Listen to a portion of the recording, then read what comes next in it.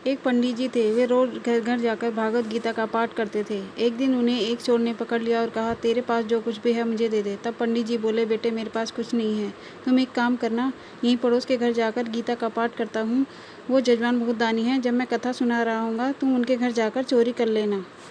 चोर मान गया। अगले दिन जब पंडित जी कथा सुना रहे थे तब वो चोर भी वहाँ आ गया। तब पंडित जी बोले कि यहाँ से मीलों दूर एक गांव है वृंदावन, वहाँ एक लड़का आता है जिसका नाम कान्हा है। वो हीरे जवाहरातों से लदा रहता है। अगर कोई लूटना चाहता है तो उसको लूटो। वो रोज़ रात को पीपल के पेड़ के नीचे आता है जिसके आसपास बहुत झाड़ियाँ हैं। चोर ने सुना और खुशी खुशी वहाँ से चला गया। चोर अपने घर गया और अपनी बीवी से बोला कि आज मैं कान्हा नाम के बच्चे को लूटने जा रहा हूँ, मुझे रास्ते में खाने के लिए कुछ बांध कर दे दो। पत्नी ने कुछ सत्तू उसको दे दिया और कहा कि बस यही है, कुछ भी है। चोर वहाँ से ये संकल्प करके चला गया कि अब उस कान्हा को लूट के ही आऊँगा। वो पैदल ही टूटे चप्पल में वहाँ से चल पड़ा। रास्ते में कान्हा का नाम लेते हुए वो अगले दिन शाम को वहाँ पहुँचा, जो जगह उस पंडित ने बताई थी। अब वहाँ पहुँचकर उसने सोचा कि अगर मैं यहीं सामने खड़ा हो गया तो बच्चा मुझे देखकर भाग जाएगा, तो मेरा यहाँ आना बेकार हो जाएगा। इसलिए उसने सोचा क्यों ना पास वाली झाड़ियों में ही छुप जाऊँ। वो जैसे ही झाड़ियों में घुसा, झाड़ियों के कांटे उसे चुभने लगे। उस समय उसके मुंह से एक ही आवाज़ आई, कान्हा कान्हा। उसका शरीर लहूलुहान हो गया, पर मुंह से सिर्फ यही निकला, कान्हा आ जाओ, कान्हा आ जाओ। अपने भक्त की ऐसी दशा देख के कान्हा जी चल पड़े। तभी रुक्मणी जी बोली कि प्रभु कहाँ जा रहे हो, वो आपको लूट लेगा। प्रभु बोले कि कोई बात नहीं, अपने ऐसे भक्तों के लिए तो मैं लूट जाना तो क्या मिट जाना भी पसंद करूँगा।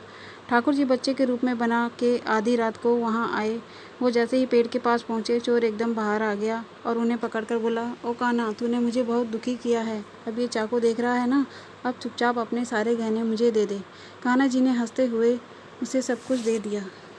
चोर हंसी खुशी अगले दिन अपने गांव में वापस पहुंचा। सबसे पहले उसी जगह गया जहां पर पंडित जी कथा सुना रहे थे। जितने भी गहने वो चोरी करके लाया था उनका आधा उसने पंडित जी के चरणों में रख दिया।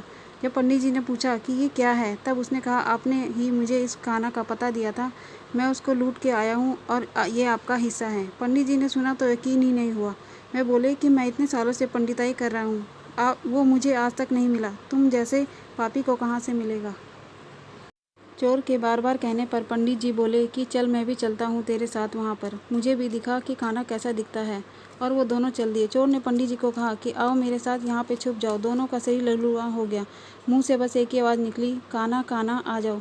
ठीक मध्यरात्रि कान्हा जी बच्चे के रूप में फिर से वहीं आए। दोनों झाड़ियों से बाहर निकल आए। पंडित जी की आंखों में आंसू थे। वे फूट फूट के रोने लग गए। चोर के चरणों में गिर गए और बोले कि हम जिसे आज तक देखने के लिए तरसते रहे, जो आज तक लोगों को लूटता है, तुमने उसे ही लूट लिया। तुम धन्य हो, आज तुम्हारी वजह से कान्हा के दर्शन हुए, तुम धन्य हो।